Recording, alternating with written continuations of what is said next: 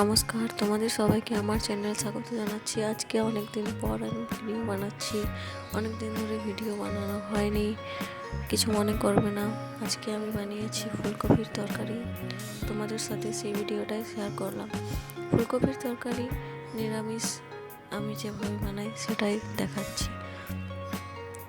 তো প্রথমে কড়াই বসিয়ে তার মধ্যে তেল আর যা যা ফোড়ন লাগে সেগুলো দিয়ে নেব। ফোড়নের মধ্যে দিয়েছি শুকনো লঙ্কা, তেজপাতা, পাঁচফোড়ন ও একটু জিরে ফোড়ন।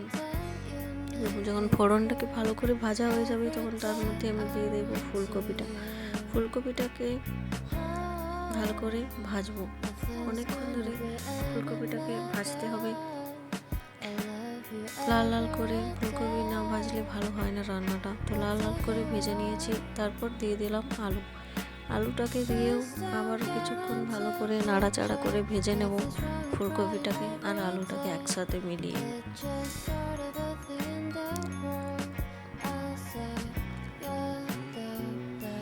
ফুলকপি আলুটাকেও নাড়াচাড়া করে অনেকক্ষণ ধরে ভেজে নিয়েছি। তারপর দিয়ে দেবো ওই বিলাতি কুচি আর লঙ্কা কুচি। তারপরও ভেজে নেব আরও 2-3 মিনিট। তারপর দিয়ে দিলাম পরিমাণ মতো নুন, দিয়ে দিলাম হলুদের গুঁড়ো। আবারও কিছুক্ষণ এগুলিকে দিয়ে পর ভেজে নেব।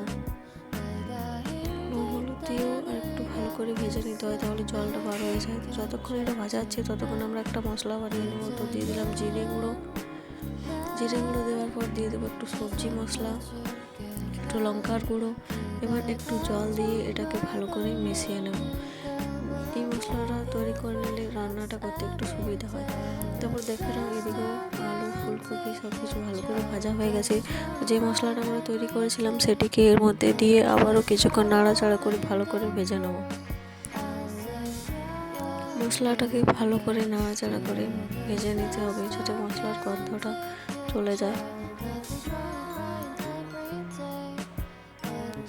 তারপর যখন ভালোভাবে ভাজা হয়ে যাবে তখন পরিমাণ মতো জল দিয়ে ঢাকনা দিয়ে অপেক্ষা করতে হবে যতক্ষণ পর্যন্ত না সেদ্ধ হচ্ছে।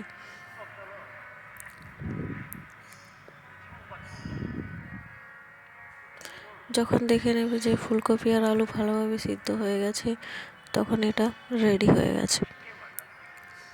নিরামিষের দিনে এইভাবে ফুলকপির তরকারি একবার বানিয়ে দেখবেন খুব ভালো লাগবে। যদি আপনাদের এই ভিডিওটি ভালো লাগে তাহলে লাইক করবেন।